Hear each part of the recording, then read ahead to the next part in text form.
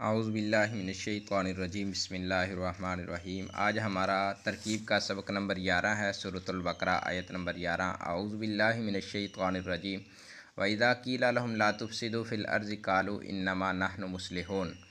اور جب انہیں کہا جاتا ہے کہ ملک میں فساد نہ ڈالو تو کہتے ہیں کہ ہم ہی تو اصلاح کرنے والے ہیں۔ واو عاطفہ بنا لیں یا استنافیہ دونوں بن سکتی ہیں۔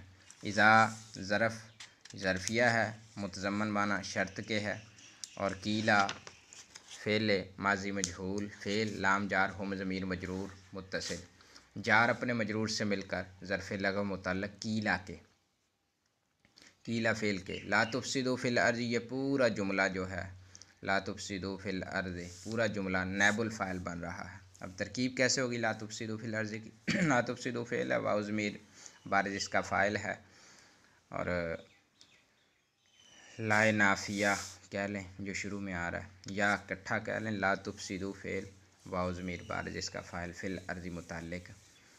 اگر الگ الگ کرنا ہو تو لا ناہیہ یا لا ناہیہ جازمیہ کہہ کر تفسدوا فعل واو فاعل فی الارض جار مجرور متعلق، لا تفسدوا فعل کے فعل اپنے فاعل اور متعلق سے مل کر نائب فاعل ہوا قیلا کا، فعل اپنے فاعل اور اس متعلق سے مل کر شرط ہوئی۔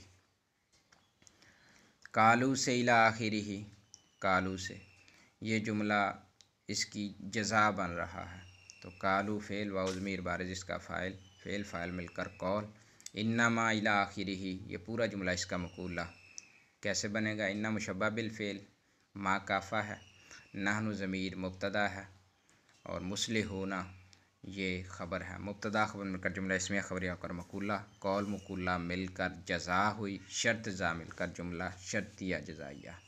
السلام علیکم ورحمۃ اللہ وبرکاتہ۔